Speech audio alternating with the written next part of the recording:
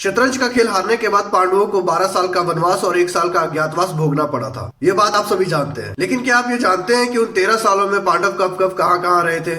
नहीं जानते? कोई बात नहीं, सच सोच भाई बताएगा। तो हस्तिनापुर छोड़ने के बाद सबसे पहले पांडव उत्तराखंड के द्वैत्व वन में गए और वहां से वो सरस्वती नदी के किनारे होते हुए काम्यात वन में पहुंचे, जो आज के हरियाणा में पड़ता है। वहां से अर्जुन अकेले कैलाश पर्वत की ओर निकल जाते हैं दिव्य अस्त्रों की प्राप्ति के लिए। उसके बाद बाकी के पांडव और द्रौपदी तीर्थ स्थलों की यात्रा करने का निर्णय लेते हैं और सबसे पहले उत्तर प्रदेश के गोमती नदी के किनारे नैमिषारण्य तीर्थ पर पहुंचे। फिर गंगा जमुना के किनारों पर पड़ने वाले सभी तीर्थ स्थलों को नमन करते हुए वो बिहार के गया में पहुंचे। वहां से वो उड़ीसा के महेंद्र पर्वत पर स्थित भगवान परशुराम के आश्रम पर पहुंचते हैं और फिर वहां से गोदावरी नदी के किनारों से होते हुए महाराष्ट्र में स्थित ऋषि अगस्त के आश्रम पहुंचते हैं। वहां से निकलने के बाद वो नर्मदा नदी को पार करके गुजरात में स्थित प्रभास आश्रम पहुंचते हैं, जहां पर उनकी मुलाकात भगवान श्री कृष्ण से होती है। उसके बाद वो राजस्थान के पुष्कर से होते हुए वापस काम्यात वन में पहुंच जाते हैं और उसी वक्त अर्जुन भी कैलाश पर्वत से वापस लौट चुके होते हैं। यहाँ तक वापस पहुंचने में वनवास के 12 साल पूरे हो चुके थे और अज्ञातवास का 1 वर्ष बिताने के लिए वो मत्स्य राज के राजा विराट के यहाँ भेष बदल कर रहने लगे